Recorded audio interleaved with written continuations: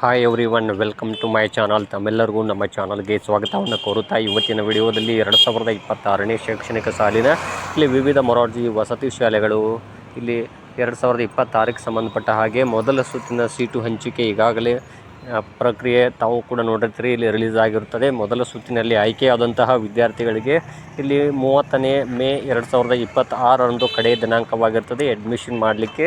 ಇಲ್ಲಿ ಯಾರ್ಯಾರು ತಾವಿನ್ನೂ ಅಡ್ಮಿಷನ್ ಮಾಡಿಲ್ಲ ತಾವೆಲ್ಲರೂ ಕೂಡ ಅಡ್ಮಿಷನ್ ಮಾಡಿ. ವಿಡಿಯೋ ಮೂಲಕ ನಾನು ಕೂಡ ತಮಗೆ ಇಲ್ಲಿ ತಿಳಿಸ್ತಾ ಇದ್ದೀನಿ. ಯಾಕೆಂದರೆ 30ನೇ ಮೇ ನಂತರ ಇಲ್ಲಿ ಮತ್ತೆ ತಮಗೆ ಯಾವುದೇ ಆಪ್ಷನ್ಸ್ಗಳಿರೋದಿಲ್ಲ. ಸೆಕೆಂಡ್ ಲಿಸ್ಟಲ್ಲಿ ತಮ್ಮ ಹೆಸರು ಕೂಡ ಬರೋದಿಲ್ಲ. ಅಲ್ಲಿ ಯಾರು ಅಡ್ಮಿಷನ್ ಮಾಡೋದಿಲ್ಲ ಅವ್ರದ್ದು. ಇಲ್ಲಿ ಸೆಕೆಂಡ್ ಲಿಸ್ಟಿಗೆ ಮತ್ತೆ ಖಾಲಿ ಸೀಟುಗಳ ಆಧಾರದ ಮೇಲೆ ಮತ್ತೆ ಆಯ್ಕೆ ಪ್ರಕ್ರಿಯೆ ನೀಡುತ್ತದೆ. ಸೆಕೆಂಡ್ ರೌಂಡ್ಗೆ ಅವರು ಪಡ್ಕೊಂಡಂತಹ ಮಾರ್ಕ್ಸ್ ಆಗಿರ್ಬೋದು, ಅದರೊಂದಿಗೆ ಅವರ ಒಂದು ಮೆರಿಟ್ ಜೊತೆಗೆ ಇಲ್ಲಿ ಅವರ ಮೀಸಲಾತಿ ಹಾಗೂ ಶಾಲೆಗಳ ಆದ್ಯತೆ ಅನುಸಾರ ಅಲ್ಲಿ ಸೆಲೆಕ್ಟ್ ಮಾಡ್ತಾರೆ. ಇಲ್ಲಿ ಬಹಳಷ್ಟು ಪೋಷಕರು ಕೇಳ್ತಾ ಇದ್ರಿ, ಇಲ್ಲಿ ಮೊದಲ ಸುತ್ತಿನಲ್ಲಿ ಸಾಕಷ್ಟು ವಿದ್ಯಾರ್ಥಿಗಳು ವಿಶೇಷ ವರ್ಗದವರು ಆಯ್ಕೆ ಆಗಿದ್ದಾರೆ, ಆದರೆ ಕಡಿಮೆ ಅಂಕಗಳು ಪಡೆದವರು ಕೂಡ ಆಯ್ಕೆ ಆಗಿದ್ದಾರೆ. ಬಟ್ ನಮ್ಮ ಅಂಕಗಳು ಜಾಸ್ತಿ ಇದ್ದರೂ ಸೆಲೆಕ್ಟ್ ಆಗಿಲ್ಲ ಅಂತ. ಆದರೆ ಇಲ್ಲಿ ಯಾವ ರೀತಿ ನಿಯಮಗಳಿದೆ ಅಂತ ತಾವು ಕೂಡ ನೋಡಿರ್ತೀರಿ. ಕರ್ನಾಟಕ ರಾಜ್ಯದಲ್ಲಿರುವಂತಹ ಇಲ್ಲಿ ಒಟ್ಟು 847ಕ್ಕೂ ಹೆಚ್ಚು ಮೊರಾರ್ಜಿ ವಸತಿ ಶಾಲೆಗಳಲ್ಲಿ 50% ಏನು ಸೀಟುಗಳಿದಾವೆ ಅವುಗಳಲ್ಲಿ ಇಲ್ಲಿ ಡೈರೆಕ್ಟ್ ಎಕ್ಸಾಮ್ ಇಲ್ಲದೇ ಆಯ್ಕೆ ಮಾಡಬೇಕು ಅಂತ ಒಂದು ನಿಯಮ ಇದೆ. ಆದರೆ ವಿಶೇಷ ವರ್ಗದವರು ಏನಾದರೂ ಇಲ್ಲಿ ಎಕ್ಸಾಮ್ ಬರೆದಿದ್ದರೆ ಫಸ್ಟ್ ಪ್ರಿಫರೆನ್ಸ್ ಅವರಿಗೆ ಕೊಡ್ತಾರೆ. ಒಟ್ಟು ಉಳಿದಿರುವ ಸೀಟುಗಳಲ್ಲಿ ವಿಶೇಷ ವರ್ಗದ ವಿದ್ಯಾರ್ಥಿಗಳಿಗೆ ಮೊದಲ ಸುತ್ತಿನಲ್ಲಿ ಮ್ಯಾಕ್ಸಿಮಮ್ ಎಲ್ಲ ವಿದ್ಯಾರ್ಥಿಗಳನ್ನ ಆಯ್ಕೆ ಮಾಡಿಕೊಂಡಿರ್ತಾರೆ. ಅವರ ಒಂದು ಮೆರಿಟ್ ಹಾಗೂ ಮೀಸಲಾತಿ ಆಧಾರದ ಮೇಲೆ ಮತ್ತು ಅವರು ಸ್ಕೂಲ್ ಚಾಯ್ಸ್ ಏನು ಕೊಟ್ಟಿದ್ದರು ಶಾಲೆಗಳ ಆದ್ಯತೆಯನ್ನು ಅದರ ಆಧಾರದ ಮೇಲೆ ಆಯ್ಕೆ ಮಾಡಿದ್ದಾರೆ. ಇನ್ನು 30ನೇ ಮೇ ನಂತರ ಸೆಕೆಂಡ್ ರೌಂಡ್ ರಿಲೀಸ್ ಆಗುತ್ತೆ, ಸೆಕೆಂಡ್ ಲಿಸ್ಟ್. ಆ ಸಂದರ್ಭದಲ್ಲಿ ಕೂಡ ಮತ್ತೆ ವಿಶೇಷ ವರ್ಗದವರಿಗೆ ಆಪ್ಷನ್ ಇರುತ್ತೆ, ಅವಕಾಶವನ್ನು ಕೊಡ್ತಾರೆ. ಅದರೊಂದಿಗೆ ನಾನು ಕೂಡ ಇಲ್ಲಿ ನಮಗೆ ಸಮೀಪದ ಮೊರಾರ್ಜಿ ವಸತಿ ಶಾಲೆಗಳ ಪ್ರಾಂಶುಪಾಲರನ್ನು ಕೂಡ ಕೇಳಿದಾಗ, ಅದರೊಂದಿಗೆ ಇಲ್ಲಿ ಕರ್ನಾಟಕ ವಸತಿ ಶಿಕ್ಷಣ ಸಂಸ್ಥೆಗಳ ಸಂಘ ಇಲ್ಲಿ ಹೆಡ್ ಆಫೀಸ್ ಏನಿದೆ ಬೆಂಗಳೂರು, ಇವರನ್ನು ಕೂಡ ನಾನು ಕೇಳಿದಾಗ ಅವರು ವಿಶೇಷ ವರ್ಗಕ್ಕೆ ತಾವುಗಳು ಇಲ್ಲಿ ಎಕ್ಸಾಮ್ ಇಲ್ಲದೆ ಅಪ್ಲಿಕೇಶನ್ ಕಾಲ್ ಮಾಡ್ತೀರಂತ ತಿಳಿಸಿದ್ರು. ಯಾವಾಗ ಅರ್ಜಿ ಕರೀತೀರಂತ ಕೇಳಿದಾಗ ಅವರು ಏನು ಮಾಹಿತಿ ಕೊಟ್ಟರು ಅಂದರೆ, ಮೊದಲ ಸುತ್ತಿನ ಸೀಟು ಹಂಚಿಕೆಯಲ್ಲಿಷ್ಟು ಮುಕ್ತಾಯಗೊಂಡ ನಂತರ ಸೆಕೆಂಡ್ ರೌಂಡಲ್ಲಿ ಕೂಡ ನಾವು ಕೆಲವೊಂದಿಷ್ಟು ವಿಶೇಷ ವರ್ಗದ ವಿದ್ಯಾರ್ಥಿಗಳಿಗೆ ಕರ್ನಾಟಕ ಪರೀಕ್ಷಾ ಪ್ರಾಧಿಕಾರದ ಮೂಲಕ ಎಕ್ಸಾಮ್ ಬರೆದಂಥವ್ರನ್ನೇ ಮೊದಲು ತೆಗೆದುಕೊಳ್ತೀವಿ, ಅದೇ ನಿಯಮ ಇದೆ.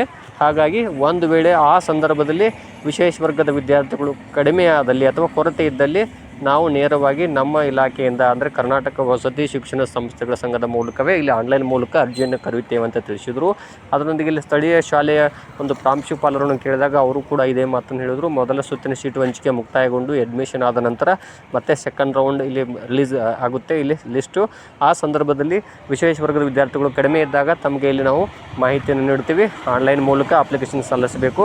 ತಮಗೆ ಇಲ್ಲಿ ಯಾವ್ಯಾವ ಶಾಲೆಗಳಲ್ಲಿ ಎಷ್ಟು ಸೀಟುಗಳು ಖಾಲಿ ಉಳಿದಿದ್ದಾವೆ ವಿಶೇಷ ವರ್ಗದವರು ಆ ವಿದ್ಯಾರ್ಥಿಗಳಿಗೆ ಇಲ್ಲಿ ತಾವು ಆನ್ಲೈನ್ ಮೂಲಕ ಅಪ್ಲಿಕೇಶನ್ ಸಲ್ಲಿಸ್ಬೋದು. ಎಕ್ಸಾಮ್ ಬರೆದವರು ಕೂಡ ಸಲ್ಲಿಸ್ಬೋದು, ಎಕ್ಸಾಮ್ ಬರೆಯದೇ ಇದ್ದವರು ಕೂಡ ಸಲ್ಲಿಸ್ಬೋದಾಗುತ್ತೆ.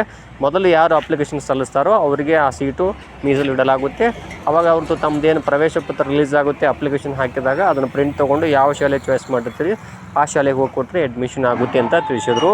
ಆದರೆ ತಾವೆಲ್ಲರೂ ಕೂಡ ಇಲ್ಲಿ ಫಸ್ಟ್ ರೌಂಡ್ ಸೆಲೆಕ್ಷನ್ ಆದ ನಂತರ ವಿಶೇಷ ವರ್ಗದವರು ಯಾವುದೇ ವಿದ್ಯಾರ್ಥಿಗಳು ಇದ್ದರೂ ಕೂಡ ಎಕ್ಸಾಮ್ ಬರೆದವರಾಗಲಿ ಬರೆಯದೇ ಇದ್ದವರು ಸೀಟ್ ತಮಗೆ ಸಿಗದೇ ಇದ್ದಲ್ಲಿ ಕೆಲವೊಂದು ತಾಲೂಕುಗಳಲ್ಲಿ ಸೀಟುಗಳು ಖಾಲಿ ಇರ್ತಾವೆ. ಮೊದಲು ಹೋಗಿ ತಾವು ಯಾರು ಅಪ್ಲಿಕೇಶನ್ ಸಲ್ಲಿಸ್ತೀರಿ ಅವ್ರಿಗೆ ಫಸ್ಟ್ ಆಪ್ಷನ್ಸ್ ಇರುತ್ತೆ. ಇಲ್ಲಿ ವಿಶೇಷ ವರ್ಗದ ಕೂಡ ಅದೇ ರೀತಿ ಸ್ವಂತ ತಾಲೂಕಿನ ವಿದ್ಯಾರ್ಥಿಗಳಿಗೆ 75% ಇರುತ್ತೆ, ಔಟ್ ಆಫ್ ತಾಲೂಕು ವಿದ್ಯಾರ್ಥಿಗಳಿಗೆ 25% ಇರುತ್ತೆ. ಸೊ ಇಲ್ಲಿ ವಿಶೇಷ ವರ್ಗದ ಜೊತೆಗೆ ಇಲ್ಲಿ ಕೆಲವೊಂದು ವಿದ್ಯಾರ್ಥಿಗಳು ಎಕ್ಸಾಮ್ ಬರೆದಿರ್ತೀರಿ, ಕೆಲವೊಂದು ಸೆಲೆಕ್ಟ್ ಆಗಿರೋದಿಲ್ಲ.